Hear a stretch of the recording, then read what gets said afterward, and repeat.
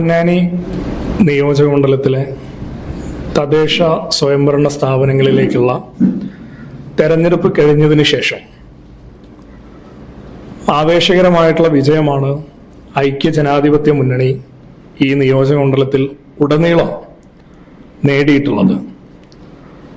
ആ തെരഞ്ഞെടുപ്പ് ഫലം വന്നതിന് ശേഷം ദൗർഭാഗ്യകരെന്ന് പറയട്ടെ, പരാജയ ഭീതി മൂലം CPM-ന്റെ നേതാക്കൾ നിരന്തരമായിട്ട് ഐക്യജനാധിപത്യ മുന്നണിയെ വർഗീയ ചാപ്പ കുത്തുവാനുള്ള നിരന്തരമായിട്ടുള്ള ശ്രമങ്ങൾ നടത്തുന്നത് കഴിഞ്ഞ കുറച്ച് ദിവസങ്ങളായിട്ട് നമ്മൾ കണ്ടുകൊണ്ടിരിക്കുകയാണ്.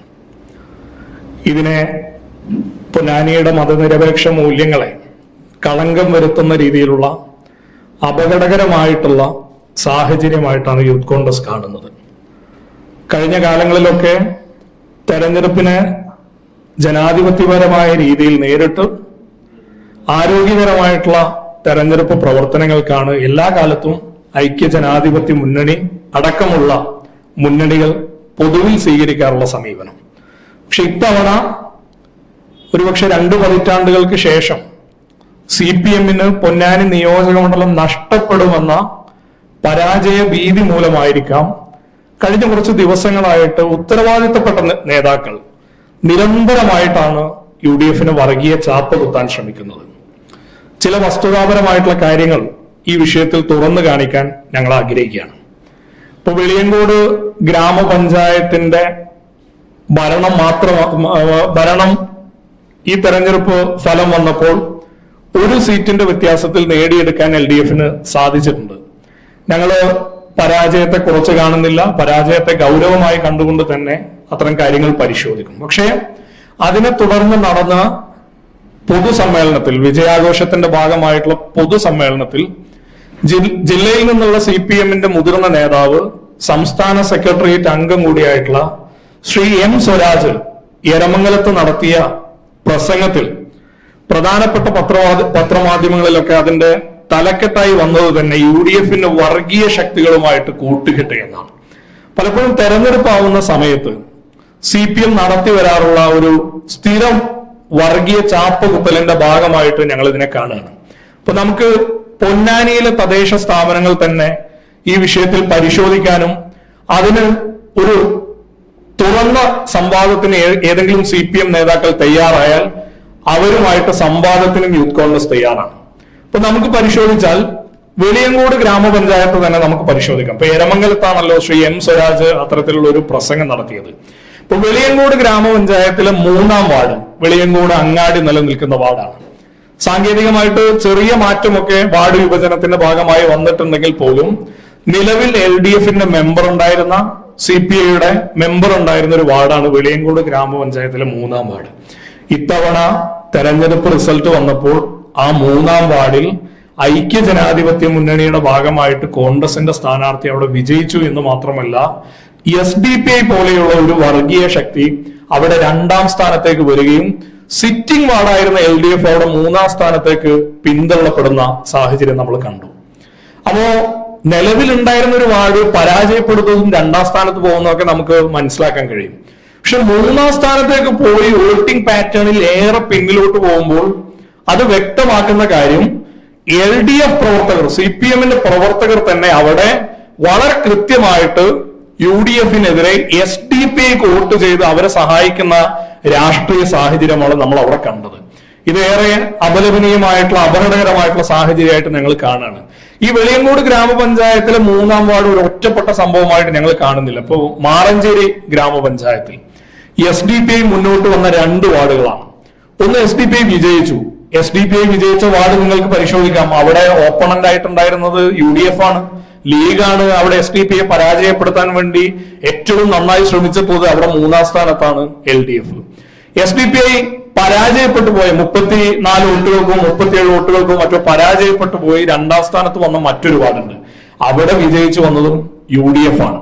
അപ്പോ ഈ പഞ്ചായത്തുകൾ 5 പഞ്ചായത്തുകളാണ് നമ്മുടെ പൊന്നാനി അസംബ്ലി മണ്ഡലത്തിലുള്ള. ഈ 5 പഞ്ചായത്തുകളും ഏതെങ്കിലും രീതിയിൽ SDPI പോലെയുള്ള വർഗീയ കക്ഷികൾ മുന്നോട്ട് വന്നിട്ടുണ്ടെങ്കിൽ അവരുമായിട്ട് കൃത്യമായ രാഷ്ട്രീയ പോരാട്ടം നടത്തിയത് UDF ആണെന്നിരിക്കെ അവരോട് രാഷ്ട്രീയ സന്ധി ചെയ്ത് അവർ പ്രോത്സാഹിപ്പിച്ചത് LDF ആണെന്നിരിക്കെ ഇത്തരത്തിലുള്ള ഒരു പ്രസ്താവന M സ്വരാജിനെ പോലെ ഒരാൾ നടത്തുന്നത് ഞങ്ങൾ അതിനെ ഒരു നിഷ്കളങ്കമായിട്ടുള്ള പ്രസ്താവന, കേവലമായിട്ടുള്ള ഒരു പ്രസ്താവന ആയിട്ട് ഞങ്ങൾ കാണുന്നില്ല.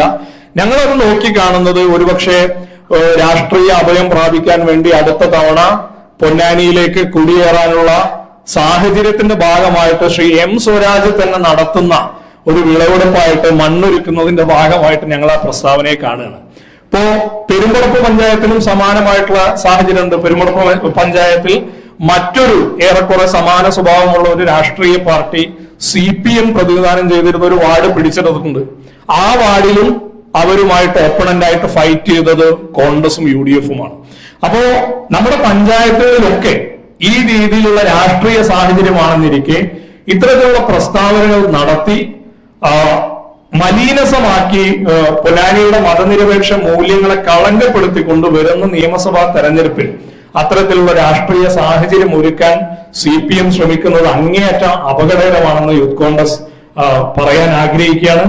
ഈ മണ്ണ് ഇപ്പോൾ 2025 ഈ തദ്ദേശ തെരഞ്ഞെടുപ്പിൽ ഉണ്ടായിട്ടുള്ള ഐതിഹാസികമായിട്ടുള്ള വിജയം, ഇത് UDF-നെ സംബന്ധിച്ചിടത്തോളം 2001 ശേഷം ഐക്യ ജനാധിപത്യ മുന്നണിയുടെ ഒരു MLA 2025 പൊന്നാനിയിൽ ഉണ്ടാകുന്നതിന്റെ സൂചനയായിട്ട് അതിന്റെ ഒരു സെമി ഫൈനലായിട്ട് ഞങ്ങൾ കാണാൻ വേണ്ടി ആഗ്രഹിക്കുകയാണ്. ഒരു കാര്യം കൂടെ സൂചിപ്പിക്കാം. ഞങ്ങള് പെരുമ്പടപ്പ് ബ്ലോക്ക് പഞ്ചായത്തിൽ വലിയ തിരിച്ചുവരവാണ് ഈ ഒരു തെരഞ്ഞെടുപ്പിൽ UDF നടത്തിയത്. അപ്പോ 14ൽ 10 സീറ്റുകളും ഐക്യ ജനാധിപത്യ മുന്നണി നേടിയെടുക്കുന്ന സാഹചര്യം ഉണ്ടായി. ഞങ്ങളുടെ പ്രധാനപ്പെട്ട ഒരു കാൻഡിഡേറ്റ് മത്സരിച്ചിരുന്ന അയിരൂർ ഡിവിഷനിൽ ഈ സമാനമായിട്ടുള്ള രാഷ്ട്രീയ നേതൃത്വത്തിന് CPM-ഉം LDF-ഉം ശ്രമിച്ചിട്ടുണ്ട്. അവരെ ഈ പറയുന്ന സ്വഭാവമുള്ള രാഷ്ട്രീയ പാർട്ടികളുടെ പിന്തുണയോട് കൂടിയിട്ടും അല്ലെങ്കിൽ അവരുടെ സ്ഥാനാർത്ഥികളെ നിർത്തി പരമാവധി വോട്ടുകൾ വിഭജിച്ചുകൊണ്ടുമൊക്കെയാണ് കേവലമായിട്ടുള്ള ചെറിയ വോട്ടിനാണെങ്കിൽ പോലും അവിടെ LDF ജയിക്കുന്ന സാഹചര്യം ഉണ്ടായിട്ടുള്ളത്. ഈ രാഷ്ട്രീയ സാഹചര്യം പൊന്നാനിയിലെ മതനിരപേക്ഷ ജനത തിരിച്ചറിയുമെന്നും അതിനെ നല്ല രീതിയിൽ വരുന്ന തെരഞ്ഞെടുപ്പിൽ നേരിടുമെന്നാണ് ഞങ്ങളുടെ വിശ്വാസം. അതോടൊപ്പം തന്നെ കോൺഗ്രസ് നേതാക്കൾക്കെതിരെ, UDF നേതാക്കൾക്കെതിരെ പരാജയ ഭീതി മൂലം തന്നെയാണെന്ന് ഞങ്ങൾ വിശ്വസിക്കുകയാണ്. നിരന്തരമായിട്ടുള്ള അവഹേളിക്കുന്ന, അപമാനിക്കുന്ന പ്രസ്താവനകളുമായിട്ടൊക്കെ കഴിഞ്ഞ ദിവസങ്ങളിൽ CPM-ന്റെ ഉത്തരവാദിത്തപ്പെട്ട നേതാക്കളൊക്കെ കടന്നു വരുന്നത് ഞങ്ങൾ കാണുന്നുണ്ട്. തീർച്ചയായിട്ടും അത്തരത്തിലുള്ള അനാരോഗ്യകരമായിട്ടുള്ള പ്രസ്താവനകളും ഈ പറയുന്ന രീതിയിൽ നമ്മുടെ ജനാധിപത്യ സ്വഭാവത്തെ, സംസ്കാരത്തെ, പൊന്നാനിയുടെ ജനാധിപത്യ സംസ്കാരത്തെ കളങ്കപ്പെടുത്തുന്ന പ്രസ്താവനകളുമായിട്ട് ഉത്തരവാദിത്തപ്പെട്ട CPM നേതാക്കൾ വന്നാൽ അതിനെ ആ അർത്ഥത്തിൽ തന്നെ രാഷ്ട്രീയമായിട്ട് നേരിടാൻ ഞങ്ങൾ സന്നദ്ധമാകുമെന്ന് കൂടെ സൂചിപ്പിക്കാൻ ആഗ്രഹിക്കുകയാണ്. പൊന്നാനിയിലെ തദ്ദേശ സ്വയംഭരണ സ്ഥാപനങ്ങളിലെ തെരഞ്ഞെടുപ്പിൽ അദ്ദേഹം നേരിട്ട് ഇടപെട്ടിരുന്നു. അവിടെ അദ്ദേഹത്തിന്റെ ചില നീക്കങ്ങളൊക്കെയാണ് ഈ പരാമർശത്തിന് കാരണമായതെന്നൊക്കെയാണ് കലീമുദ്ദീന്റെ പ്രസ്താവനയില്ല. അതിനോടുള്ള പ്രതികരണം അല്ല, കോൺഗ്രസിന്റെയും ഐക്യ ജനാധിപത്യ മുന്നണിയുടെയും കൂട്ടായ പ്രവർത്തനത്തിന്റെ ഭാഗമായിട്ട് നേടിയെടുത്തിട്ടുള്ള ഒരു വിജയമാണ്. ഇപ്പൊ പൊന്നാനി മുനിസിപ്പാലിറ്റിയിലാണെങ്കിൽ പോലും ഭരണത്തിലെത്താൻ സാധിച്ചില്ല എങ്കിൽ പോലും CPM-ന്റെ കോട്ടകൾ എന്ന് അവർ വിശ്വസിക്കുന്ന പല സ്ഥലങ്ങളിലും ആവേശകരമായിട്ടുള്ള മുന്നേറ്റം നടത്താൻ UDF-ന് സാധിച്ചിട്ടുണ്ട്. അപ്പൊ ആ ഒരു രാഷ്ട്രീയ വിരോധം വെച്ചുകൊണ്ട് തന്നെയാണ് ഇത്തരത്തിലുള്ള പ്രസ്താവനയുമായിട്ട് CPM നേതാക്കൾ കടന്നു വന്നിട്ടുള്ളത്. അപ്പോ അത് ശ്രീ KP നൗഷാദ് അലി ആണെങ്കിലും അല്ലെങ്കിൽ മറ്റു ഉത്തരവാദിത്തപ്പെട്ട നേതാക്കളാണെങ്കിലും ഒക്കെ ഐക്യ ജനാധിപത്യ മുന്നണിയുടെ വിജയത്തിന് വേണ്ടി പ്രവർത്തിക്കാൻ ബാധ്യസ്ഥരായിട്ടുള്ള ആളുകളാണല്ലോ. അവർ ആ ഉത്തരവാദിത്വം നിർവഹിക്കുന്നതിനെ രാഷ്ട്രീയ വിരോധമായിട്ട് കാണേണ്ട കാര്യം CPM-ന് ഉണ്ടോ എന്നാണ് ഞങ്ങൾ ചോദിക്കുന്നത്. അവരുടെ ഉത്തരവാദിത്വമല്ലേ? M സ്വരാജിന്റെ സ്റ്റേറ്റ്മെന്റിൽ ബന്ധപ്പെട്ടിട്ടാണല്ലോ പറയുന്നത്. മാറഞ്ചേരി ഗ്രാമപഞ്ചായത്തില് ജമാഅത്ത് ഇസ്ലാമിയുടെ വെൽഫെയർ പാർട്ടിയുമായിട്ട് UDF സഖ്യം ചേർന്നുകൊണ്ടാണ് മത്സരിച്ചത്. അതുപോലെ ഈ പൊന്നാനി മുനിസിപ്പാലിറ്റിയിൽ ഒരു വാർഡ് STP ജയിക്കുന്ന ഒരു സാഹചര്യം ഉണ്ടായി. അവിടെ UDF-ന്റെ സ്ഥാനാർത്ഥി വളരെ പുറകിലാണ്, മൂന്നാമതാണ്. 200 വോട്ട് തീർക്കാൻ പോലും പറ്റാത്തൊരു സാഹചര്യം ഉണ്ടായി. അപ്പൊ അത് പ്രകടമായിട്ട് STPക്ക് ഒരു UDF വോട്ട് ചെയ്യുന്നുള്ള ഒരു ആരോപണമാണ്. 10 വോട്ടിനാണ് അവിടെ STP ജയിക്കുന്ന സാഹചര്യം. അപ്പൊ അതൊക്കെ എങ്ങനെയാണ്? അല്ല, ഇത് ഈ രണ്ട് രാഷ്ട്രീയ സാഹചര്യങ്ങളും നമ്മൾ വ്യത്യസ്തമായിട്ട് കാണണം. പൊന്നാനി നഗരസഭയിൽ STPI ജയിച്ച വാർഡിൽ നിലവിൽ കഴിഞ്ഞ തവണയും UDF-ന് അവിടെ കാര്യക്ഷമമായിട്ട് വോട്ടില്ല, സംഘടനാ ശേഷിയുമില്ല എന്ന യാഥാർത്ഥ്യം അവിടെ നിലനിൽക്കുന്നത്. പക്ഷെ വെളിയങ്കോട് ഗ്രാമപഞ്ചായത്തിൽ 3-ാം വാർഡിലേക്ക് വന്നു കഴിഞ്ഞാൽ അവിടെ സിറ്റിംഗ് മെമ്പർ എന്ന് പറയുന്നത് LDF-ന്റെ ശ്രീ വേണുവട്ടനാണ്. അപ്പൊ അത് രണ്ടും രണ്ട് രാഷ്ട്രീയ സാഹചര്യമാണ്. പൊന്നാനി നഗരസഭയിൽ UDF-ന് വോട്ടില്ലാത്ത, സംഘടനാ ശേഷി കുറഞ്ഞ ഒരു സ്ഥലത്താണ് അത്തരത്തിലുള്ള ഒരു രാഷ്ട്രീയ മത്സരം നടന്നത്. അവിടെ പോലും UDF-ന്റെ വോട്ടുകളെ കൃത്യമായിട്ട്, ഇങ്ങനെ ഒരു അപകടകരമായിട്ടുള്ള രാഷ്ട്രീയം മുന്നിൽ കണ്ടുകൊണ്ട് തന്നെ UDF-ന്റെ വോട്ടുകളെ കൃത്യമായിട്ട് UDF-ന്റെ പാളയത്തിൽ എത്തിക്കാനാണ് അവിടെ UDF ശ്രമിച്ചത്. പക്ഷേ 3-ാം വാർഡിലേക്ക് വന്നു കഴിഞ്ഞാൽ അവിടെ LDF-ന്റെ വോട്ട് കൃത്യമായി ചോർന്നു പോവുകയും ഈ LDF തന്നെ 1-ാം സ്ഥാനത്ത് നിന്ന് നേരെ 3-ാം സ്ഥാനത്തേക്ക് വരുന്ന രാഷ്ട്രീയ സാഹചര്യമാണ് നമ്മൾ കാണുന്നത്. ഇപ്പൊ മാറഞ്ചേരിയെ സംബന്ധിച്ചിടത്തോളം, UDF-നെ സംബന്ധിച്ചിടത്തോളം പൊന്നാനി നിയോജകമണ്ഡലത്തിനകത്ത് പ്രധാനപ്പെട്ട 2 രാഷ്ട്രീയ പാർട്ടികളാണ്. അത് കോൺഗ്രസും ലീഗുമാണ്. പിന്നെ ഇപ്പൊ നന്നമുക്ക് ഗ്രാമപഞ്ചായത്തിൽ UDF-ന്റെ ഭാഗമായിട്ട് CPI അവിടെ UDF-ന്റെ ഭാഗമായിട്ടുണ്ട്. അത് അവിടുത്തെ ഒരു പ്രാദേശിക രാഷ്ട്രീയ സാഹചര്യത്തിന്റെ ഭാഗമായിട്ട് തീരെ ജയിക്കാൻ കഴിയാത്ത, കഴിഞ്ഞ കാലങ്ങളിലൊന്നും UDF-ഓ കോൺഗ്രസ് ഒന്നും ജയിക്കാൻ സാധിക്കാത്ത ഒരു വാർഡിനകത്ത് CPI, മറ്റു പഞ്ചായത്തിലുള്ള LDF-ന്റെ ഭാഗമായിരുന്ന CPI അവിടെ UDF-ന്റെ ഭാഗമായി നിന്നത് അത് UDF-ന്റെ ഘടകകക്ഷിയോ അല്ലെങ്കിൽ UDF-ഉമായിട്ട് മറ്റൊരു തരത്തിലുള്ള അസോസിയേഷൻ അല്ല. അത് താൽക്കാലികമായിട്ട്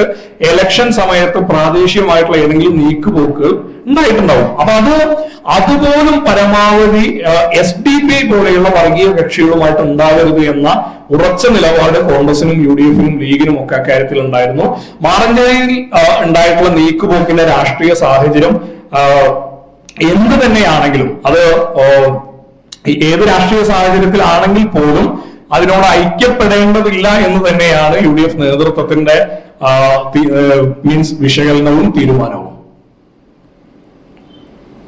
വെളിയങ്കോട് 3-ാം വാർഡിന്റെ വാർഡ് വിഭജനത്തിന് ഇപ്പോ കഴിഞ്ഞ LDF-ലേക്ക് വാർഡിൽ ഒരു ചെറിയൊരു ഭാഗമാണ് അതിൽ വരുന്നത്.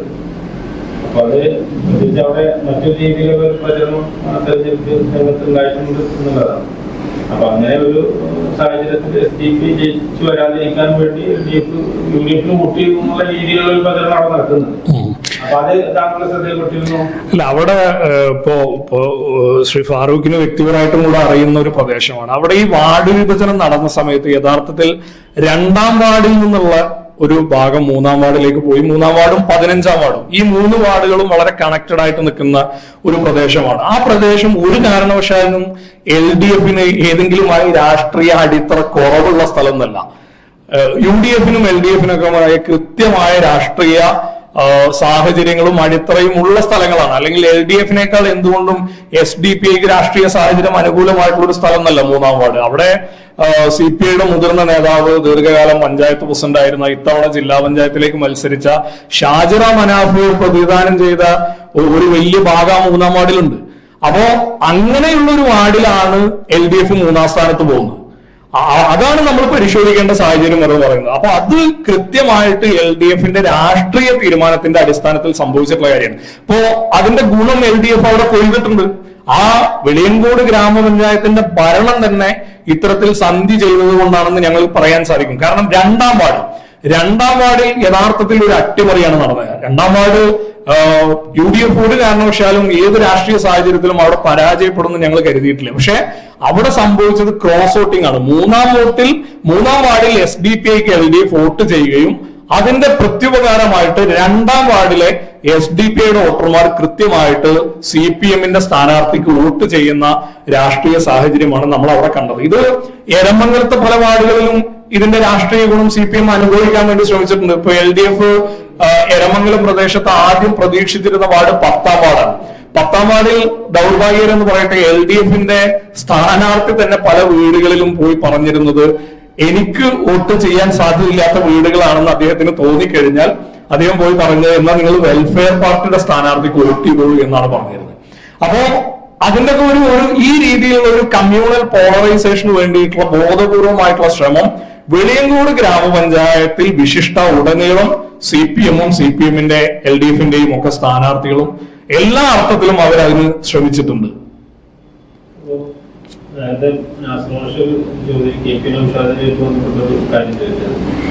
താങ്കളുടെ പഴയകാല സഹപ്രവർത്തകനും സുഹൃത്തും CPM-ന്റെ ഏരിയ കമ്മിറ്റി അംഗമായിട്ടുള്ള ഒരാളുടെ ഫേസ്ബുക്ക് പോസ്റ്റ് ശ്രദ്ധയപ്പെട്ടിട്ടുണ്ടോന്നറിയില്ല. ഇങ്ങനെയാണ് ജമാഅത്ത് ഇസ്ലാമിക്ക് വരുന്ന നിയമസഭാ തെരഞ്ഞെടുപ്പിൽ ഒരു സീറ്റാണ് ശ്രീ VD സതീശൻ നേരിട്ട് മുൻകൈ എടുത്ത് നൽകാൻ പോകുന്നത്. ഇത് പൊന്നാനി മണ്ഡലത്തിലെ കൈപ്പത്തി ചിഹ്നത്തിൽ മത്സരിക്കുന്ന ആളാണ്. അത് KPCCയുടെ ജനറൽ സെക്രട്ടറിയാണ്. KP നൗഷാദിനെ പറ്റിയാണ്. എന്താണ് അതേപറ്റി?